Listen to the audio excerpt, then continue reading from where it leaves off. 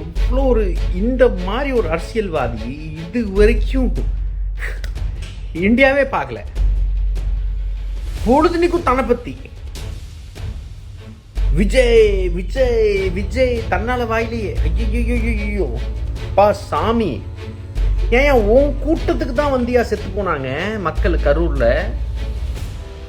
அது என்ன? அது எல்லாத்துக்கும் தெரியும், எனக்கு தெரியல. சொல்லு பார்க்கலாம், என்ன எதனால செத்தாங்க சொல்லு. நீ தான் பெரிய ஆளாச்சு, சொல்லு.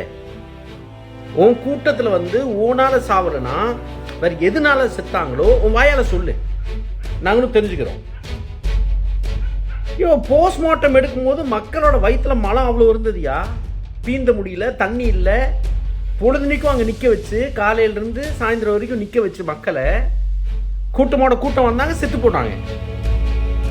அது என்ன, நீ சந்தோஷமா இருந்தானா நான் சந்தோஷமா இருந்தேன்னா எல்லாம் ஒன்று தாங்கிறேன். நீ த்ரிஷா கூட ஜாலியாக இருப்ப, அதுன்னா அப்பா உச்சக்கட்ட தற்கூரியா? நீ உச்சக்கட்ட தற்கூரி நீ தான். என்ன சந்தேகம் இருக்கு அதுல?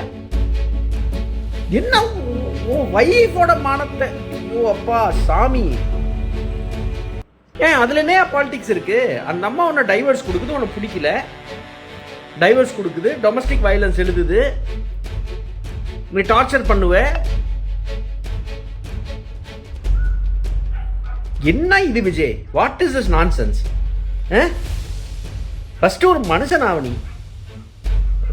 படிக்க தெரியல, ஒழுங்கா படிக்க முடியல உன்னால, ஒழுங்கா எழுதி கொடுத்ததை படிக்க தெரியல. எது பத்தி நீ பேசுற? எலெக்ஷன் எது பத்தி பேசணும்? எலெக்ஷன்ல நிக்கிற, எது பத்தி பேசணும்? என்ன பண்ண போற? மக்கள் பிரச்சனை எப்படி தீர்த்த போற? அதெல்லாம் நல்லா இருப்பீங்க.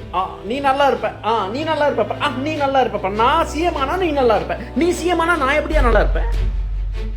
மீன்ற மக்கள் எப்படி நல்லா இருப்பாங்க, தொழிலாளர்கள் எப்படி நல்லா இருப்பாங்க, விவசாயம் எப்படி நல்லா இருப்பான், பெண்கள் எப்படி நல்லா இருப்பாங்க, மாணவர்கள் எப்படி நல்லா இருப்பாங்க? சொல்லு, சொன்னதான் தெரியும்.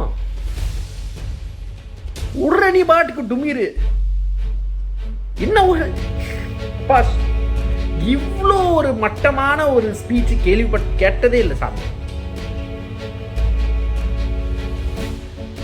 விஜய் ப்ளீஸ் கொஞ்சம் திருந்துக்கோ விஜய்.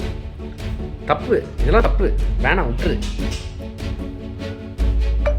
தமிழக மக்கள் வந்து ரொம்ப தெளிவாதான் இருப்பாங்களே தவிர்த்து இது அயோத்தி மாதிரி ஆக்கலாமே, இதுல என்ன தவறுன்னு கேக்குறாருன்னா அப்ப அவர் எந்த அளவு இவருக்கு அறிவு இருக்கு நயினார் நாகேந்திரன் அவர்களுக்குன்னு இதுலயே மக்கள் தெளிவா புரிஞ்சிருப்பாங்க.